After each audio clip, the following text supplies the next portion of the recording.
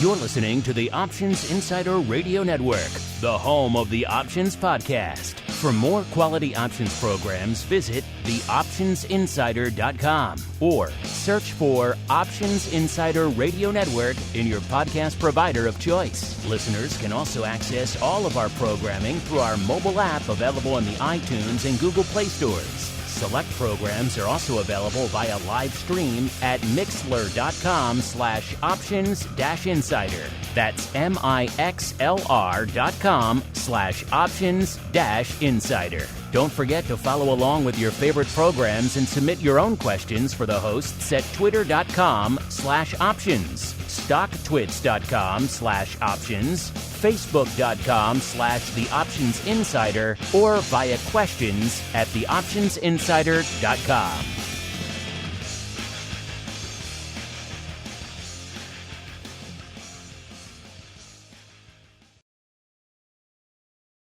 Welcome to the Options Playbook, the program where we break down cutting-edge option strategies and explain how you can incorporate them into your own portfolio. Whether you're looking to grow your capital with some offensive maneuvers or protect your investments with defensive plays, you can find them all in the Options Playbook. The Options Playbook is brought to you by Ally Invest. Anything mentioned today is for educational purposes and is not a recommendation or advice. Options involve risk. Please refer to ally.com/invest/disclosures to review additional risks involved with trading options. Securities offered through Ally Invest Securities LLC, member FINRA and SIPC. Now, let's open the playbook and get started. Welcome to Options Playbook Radio. I'm your host, Brian Overby, Ally Invest Senior Options Analyst and author of The Options Playbook. Well, the last couple of weeks, we were doing trades on the airlines. We're coming into a short week this week. We are taping Options Playbook Radio. It's Wednesday, July 1st.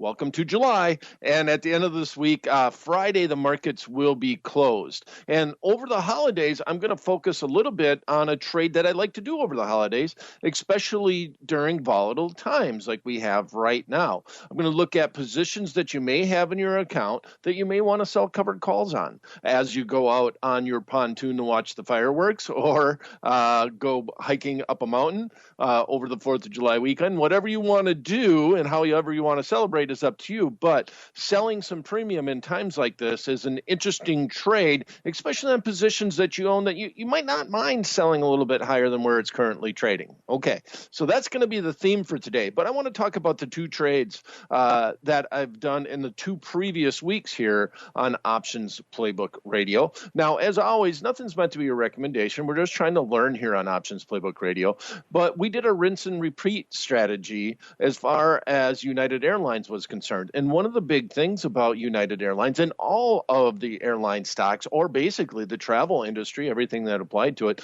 we're looking at extreme high implied volatilities. Now, we haven't even got into earnings, and I mentioned on both the last 2 weeks, I mentioned that I don't even want to be in these stocks going into earnings because volatility is so high already that I don't know why I would want to mess with earnings in general.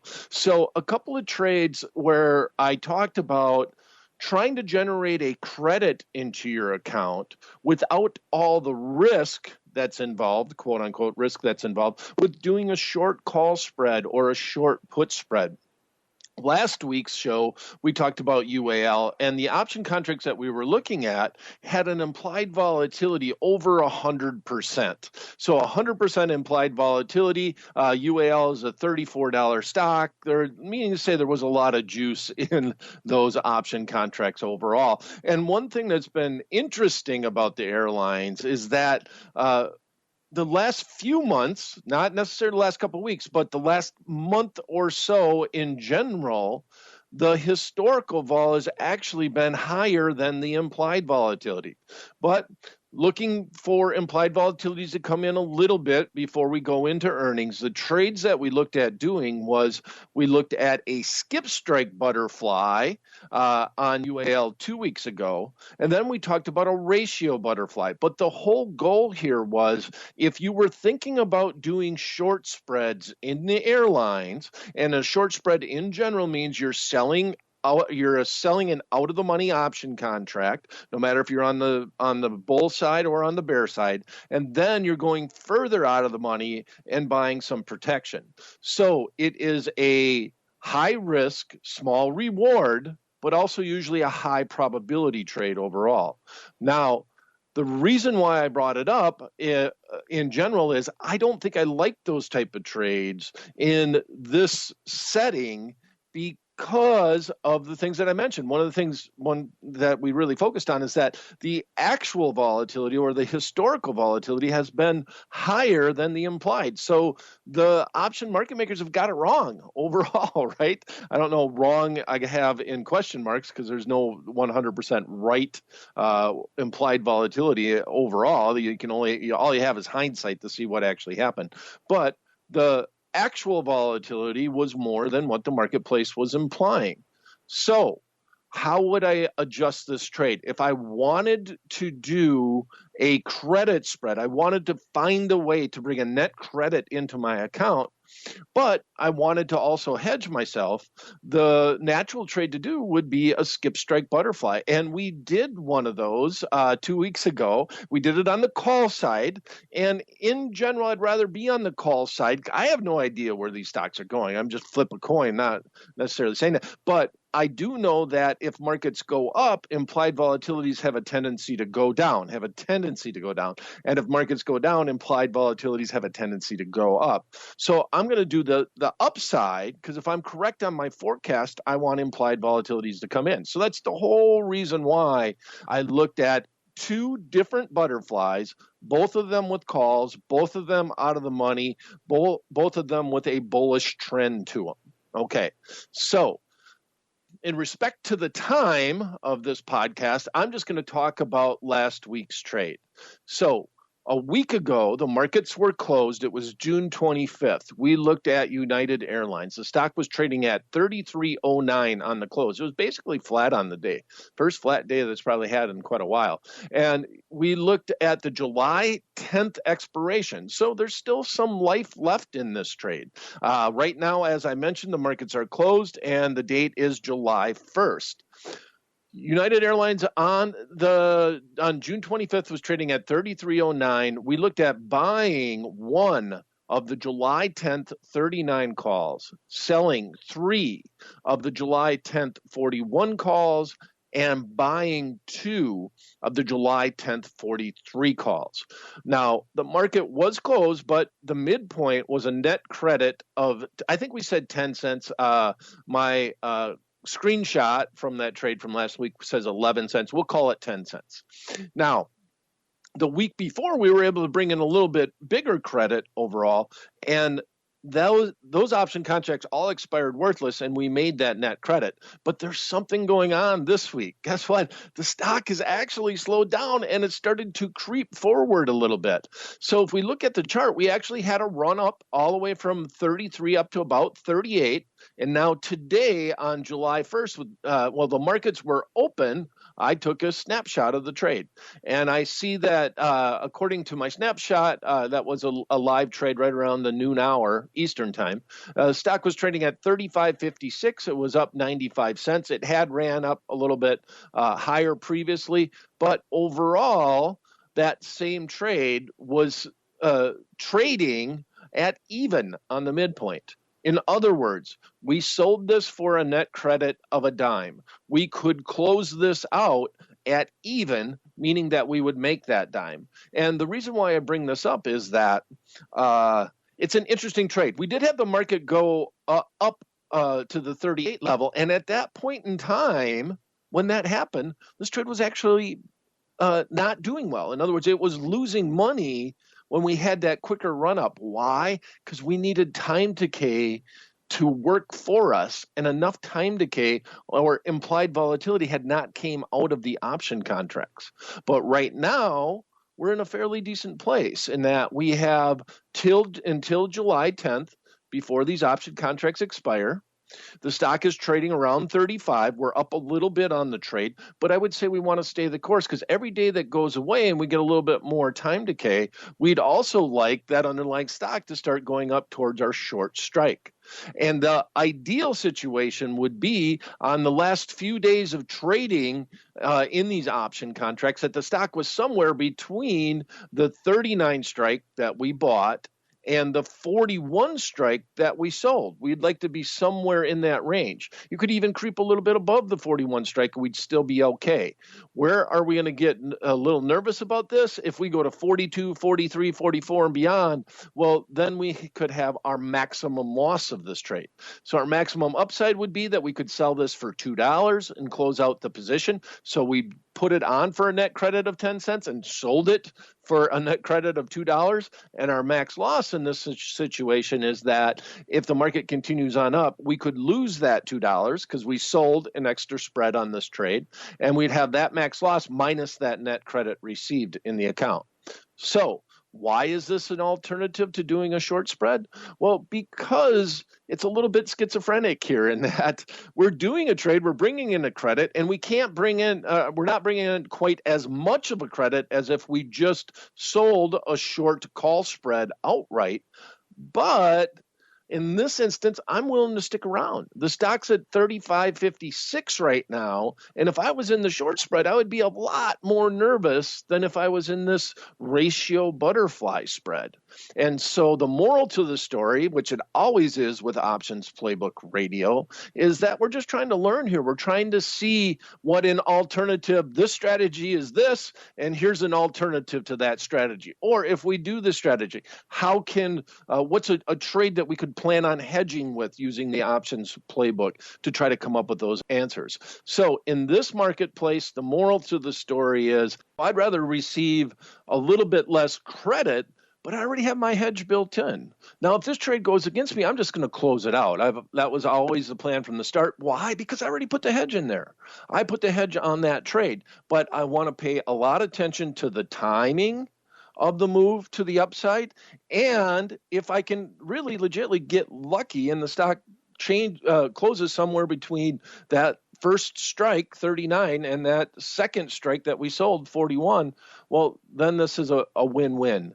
We did it for a net credit when we initiated the trade, and we'd be able to close it out for a net credit when we get out of the trade. Okay, so interesting. It was a great learning experience, a great paper trade, and it's still living, so keep following it. All right, so it's a shortened week, and I have a strategy that I don't get to talk about too much because, honestly, if I talked about this strategy every single time on Options Playbook Radio, I think you would get bored and stop listening. But it's a strategy that deserves some attention, and it's just covered call writing.